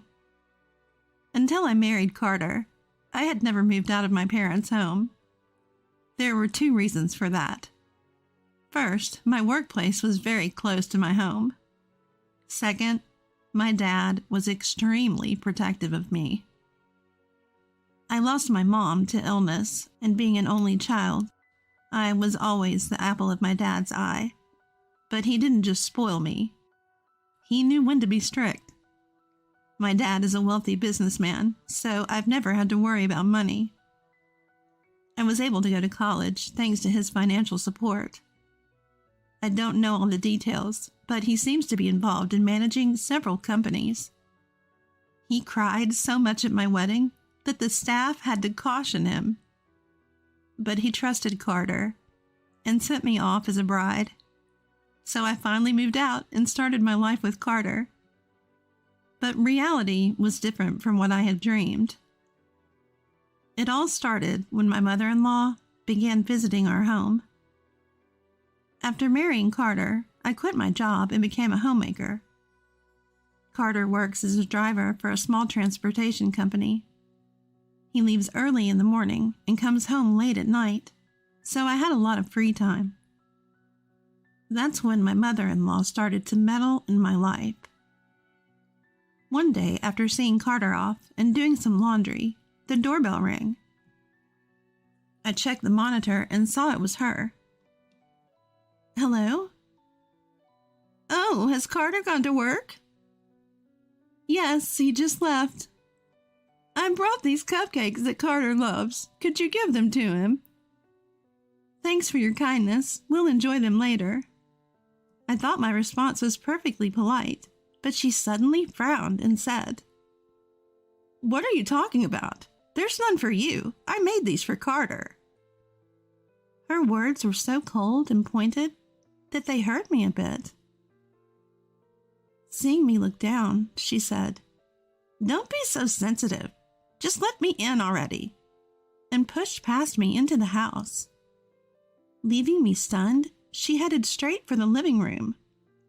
I hurriedly followed her. By the way, there's something I want to talk to you about. As soon as she sat on the sofa, she said it. I had no idea what she was talking about, so I just waited for her to continue. When am I going to see my first grandchild? What? We don't have plans for that anytime soon. What do you mean, no plans? You're worthless as a wife then. My mother-in-law's unexpected visit was filled with nothing but derogatory comments towards me. Carter and I had decided to wait until we were 30 to have kids. We're not financially stable yet, and we don't want to bring a child into a world where they'd struggle. But my mother-in-law dismissed our plans, saying I had no value. Isn't that our choice to make? She didn't expect me to talk back. She furrowed her brows and yelled, How dare you defy me, a wife who can't even give me grandchildren? I never said I can't have children. I said the timing isn't right. A woman who can't give birth when I want her to is as worthless as one who can't give birth at all. I felt irritated by her words and fired back, but she didn't stop. Enough, this is pointless. With that, she left. That night, Carter looked at me apologetically and said, Hey, Rita, we should have a kid. Did your mom say something to you? I immediately suspected that the events of the day had something to do with this impressed Carter. But he remained silent, looking down. Tell me the truth. Your mom said something, didn't she? Well, it's both. Dad yelled at me to get you pregnant already. Probably Mom's idea. Dad has always been under Mom's thumb. I felt my spirits sink. Carter is kind to me, but he lacks assertiveness. I knew he wasn't confrontational, but he never complains even when things are against him. Now I was sure. It's not that he won't say anything. He can't. I'm going to your parents' house tomorrow. Our home and my in-laws are just a 20-minute drive apart. I could go there any time. But what if we just have a kid like they want? Wouldn't that calm them down? I was infuriated by Carter's weak response. Do you really want to have a child now? Have you forgotten that we agreed to wait until we saved some money?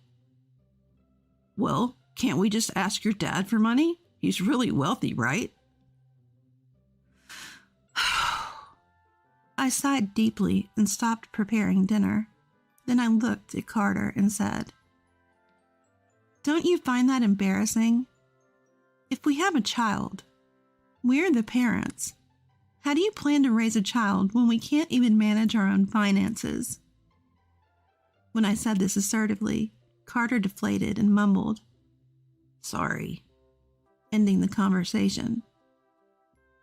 I've always been strong-willed, even handling customer complaints when I was a bartender.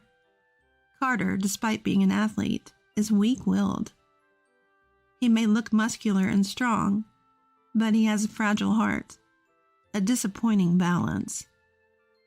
The next day, as promised, I visited my in-laws. The person who opened the door was my mother-in-law. "Oh, what brings you here all of a sudden? It's rare for you to visit. Come in." She treated me with unexpected courtesy. Walking into the living room, I saw my father-in-law scrutinizing a pile of brochures on the table. "Mother-in-law, about yesterday. It's about having kids." I'd like to get straight to the point, so I tried to steer the conversation that way. But father-in-law interrupted me. "Rita, if we go on vacation for Christmas, would you prefer Hawaii or Florida?" I was speechless, not understanding the sudden change in topic. Father-in-law's tone hardened. "Can't you even answer a simple question?" "My dear, it's okay. Rita is a worthless person after all." Father-in-law yelled, and mother-in-law made a condescending comment. I felt my anger rising. But I decided to hold back, not wanting to stoop to their level. I'd choose Hawaii. Crossing the ocean makes it feel more like a vacation. "All right, let's go with Hawaii then." By the way, why Hawaii? "We got a bonus, and we want to go to a seaside destination with Carter." I couldn't reconcile this with father-in-law, with the man who had been pressuring me to have children through Carter. I had assumed it would be a trip for just mother-in-law and father-in-law, but apparently I was wrong. But I would realize my mistake much later. Father-in-law seemed in high spirits now that the vacation spot was decided. I lost the urge to bring up yesterday's issues and ruin his mood, so I decided to leave quietly. But mother-in-law stopped me. "What is it?" "I thought you should have this." She handed me a folded letter-sized paper. When I opened it, it was filled with names. Frederick, Dylan, Jerry, Oliver, what is this? "It's a list of names for our grandchild. Pick one when the baby is born." "What?" I couldn't help but shout. Yesterday, she was berating me for not having kids, and today she's handing me a list of names for a child we haven't even planned yet? And upon closer inspection, there were no names that seemed suitable for a girl. Do you plan to give me a list for girls too?" Mother-in-law looked at me as if I was absurd. "What are you talking about? We only want a boy. We can't let the Rollins lineage die out. That list is based on the assumption you'll have a boy." I couldn't believe what I was hearing. What could I possibly say to that? Her way of thinking was so outlandish that I started to question my own sanity. For the first time in my life, I had met someone with such a different sense of common decency. Look, I have many questions, but let's stick to one due to time constraints. What if a girl is born? My voice trembled slightly with suppressed anger. I felt like lunging at mother-in-law right then and there. That's simple. We just won't acknowledge her as our grandchild. If a girl is born, still name her from this list. If you don't like that, then do your best to have a boy. Mother-in-law said this with a mocking smile. Meanwhile, father-in-law was engrossed in online shopping, probably looking for things to take to Hawaii. I caught a glimpse of swimsuit images on his screen. Suddenly, I felt a headache coming on and left my in-laws' house. When I got home, I told Carter about today's events. He just hummed. Not offering much in response. Shouldn't we focus on preparing for Hawaii first? When did they say we were going? You know, I started to speak but stopped myself. Arguing now wouldn't solve anything with Carter. It made more sense to prepare for the upcoming trip. We were leaving this weekend. During the Christmas break, and Carter also had time off from work. We don't have time to buy new stuff. Come to think of it, we don't even have a suitcase. My dad has some. I'll borrow them tomorrow. My dad loves to travel and has several suitcases. Borrowing a couple wouldn't be a big deal. I contacted him on my phone and arranged to pick them up the next day. On the day of the trip, having successfully borrowed the suitcases, Carter and I headed to the meeting point mentioned in a message from mother-in-law to Carter. When we arrived, my in-laws were already there. Sorry to keep you waiting. I apologized as soon as we got there. But my in-laws looked at me strangely. Honey, did you invite Rita? No. What's going on with the both of you? Like Carter, I was clueless about what was happening. Then mother-in-law said with a feigned, innocent expression, "We don't remember inviting Rita." Time seemed to freeze for Carter and me. What do you mean? You said with Carter, didn't you?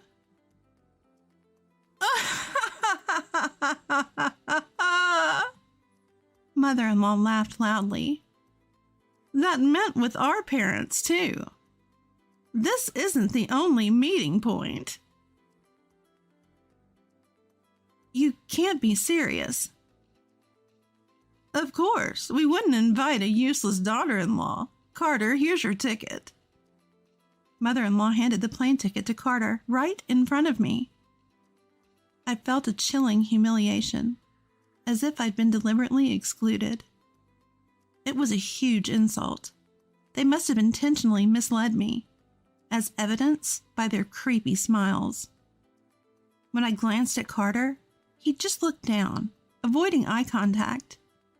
So he won't even help me now. At that moment, I lost all interest in dealing with these people, including Carter. Even if I had gone on the trip, it would never have been a meaningful experience. Fine, whatever, I said, dragging my suitcase filled with pointless hopes and excitement away from the scene. I returned home, unpacked the suitcases, and headed straight to my parents' house. I thought I'd tell them what happened today while returning the unused suitcases. When I arrived, my overprotective dad greeted me with a hug. I found his boyfriend-like hugs a bit annoying, but I was also grateful for his affection. Did you enjoy your trip to Hawaii? He asked with sparkling eyes. He probably wished he could have gone with me, but I shattered that expectation. I didn't go because I'm the daughter-in-law. Confused, my dad asked, "What do you mean?" As to answer his question, I recounted everything that had happened up to today. That's terrible, especially on Carter's part. A husband's job is to protect his wife, even if the opponents are his own parents. I had to stand up to my in-laws who opposed our marriage, and that's how I got to marry your mom. My dad said, "He's a cheerful guy. who mixes humor into his conversations, making them enjoyable. But his eyes weren't laughing this time. Is Carter's dad's name Fred Rollins? And he works at New Wave Corporation, right? I didn't know why he was asking, but I nodded because he was correct. Just leave the rest to Daddy, he said with a smile, ending the conversation. The day Carter and his parents were supposed to return from Hawaii arrived. I was summoned by my dad, and we headed to the airport together. We waited in the arrival lobby for Carter and his parents. 30 minutes later, they emerged, talking and laughing. My dad immediately approached the trio. I hurriedly followed. Carter was the first to notice my dad. He stopped dead in his tracks, looking as if he'd seen a ghost. His parents noticed his reaction. Just as mother-in-law asked Carter, "What's wrong?" My dad spoke up. "Hello, I'm Rita's father." The three reacted nervously to his words. Hello." Father-in-law responded with his tone much weaker than when he had spoken to me. "Do you know why I'm here?" The aura my dad emitted was intense. He's built a massive fortune over the years and knows how to control the conversation. The three seemed to know what this was about. They looked down, trying to avoid the issue. My dad took a step closer and said, "I heard my daughter was excluded from the Hawaii trip. Is that correct?" Well... "Carter, didn't I tell you to take good care of my daughter when you asked for her hand in marriage? You've betrayed that trust, haven't you?" Carter glanced at my dad's face for a moment, then quickly looked away, mumbling, "I'm sorry." But my dad didn't let that go. "Apologizing means you've done something wrong, doesn't it, Mr. Rollins?" Both Carter and mother-in-law were at a loss for words. Though the airport was bustling, our corner felt like a different world. Thanks to my dad steering us to a less crowded area, no one was paying us much attention. "Mr. Rollins, let me make one thing clear. If you don't honestly tell me what happened, I won't forgive you." On the defensive, Carter and his parents finally had father-in-law speak up, perhaps to save face. "What do you mean, won't forgive? What are you planning to do?" "I'll shut down your workplace." "Haha, what a joke." Father-in-law started laughing but trailed off as he met my dad's serious gaze. "You work at New Wave Corporation, right? The bank recently approached me about providing funding and management reforms for New Wave. If I decide it's not worth saving, the bank wants to pull its funding before the debt grows any further. I was considering helping out, given that it's the company where my daughter's father-in-law works, but it seems like it's not worth it after all." For the first time, father-in-law's eyes, which had been locked down on me, began to twitch. "You can't mix personal matters with business. You'll leave not just me, but the other employees out on the street." Father-in-law's face turned pale, but my dad was relentless. "I don't mind. It's a company that is bound to fail sooner or later. Besides, my daughter is more important than employees losing their jobs. I really wanted Carter to take on this role, but it seems I misjudged him. Sorry, Rita. My intuition failed me this time." Carter looked miserable, unable to argue against the accusations. From my perspective, I felt more secure with someone like my dad who truly cared about me. "Come on, both of you. Stand up for yourselves. Say something, darlings. You too, Carter." Mother-in-law was panicking, but my dad didn't let her off the hook either. "Mrs. Rollins, you're also part of the problem, aren't you? Why are you trying to force Rita to have a child against her will? Let's hear your excuse." My dad glared at mother-in-law with a low, stern voice. Mother-in-law flinched, unable to respond. "Have a boy? Choose a name from this list? She's worthless? Who do you think you are?" Well... Mother-in-law was increasingly cornered by my dad. sweat forming on her forehead. But my dad didn't stop. If you're going to make arbitrary decisions, then so will we. First, we'll have Rita separate from Carter. What? Carter looked up shocked. The discussion with my daughter is already done. The divorce papers are filled out. Without Rita, you won't even have the chance for grandchildren. We were looking forward to seeing our grandchildren. I don't care. I won't sacrifice my daughter for your selfish desires. Even I, as her father, don't interfere in her life. You have no right to. The three of them were flustered, and no one spoke. You'll pay the price for trying to control Rita's life. Please, I love Rita. Forgive us. At the very end, Carter pleaded with my dad, but my dad merely glanced at him. That's not for me to decide. When my dad's gaze turned to me, I clearly said, please don't include me in your lives anymore. Goodbye. Rejecting Carter's plea. Carter groaned. Oh! And mother-in-law started to cry, possibly out of shock. Father-in-law just stood there stunned. A week later, the divorce was finalized through a lawyer.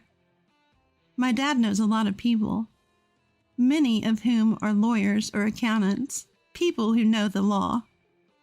Thanks to one of my dad's contacts handling the divorce, I was able to receive compensation for the harassment I endured from my in-laws. My dad then told the bank that father-in-law's company wasn't worth saving. Heeding my dad's advice, the bank abandoned New Wave Corporation, which went bankrupt a month later. My dad also took action against Carter. He asked a police officer he knew to investigate my husband's company on some pretext.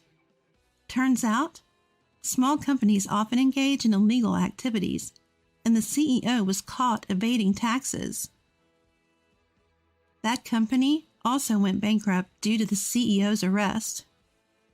Mother-in-law was a homemaker, so my dad didn't do anything to her, but she's probably panicking since her husband and son both lost their jobs. I can picture her frantic state. When I happened to see mother-in-law in town, she looked frail and on the verge of collapsing. This whole experience made me realize the huge gap between the ideal and reality in married life. I was harassed by my in-laws and got no help from the husband who should have been my main support. Yet the reason I'd consider marrying again is to give back to my loving father by letting him see his grandchildren. For now, I'm on my own, but someday I hope to meet someone truly wonderful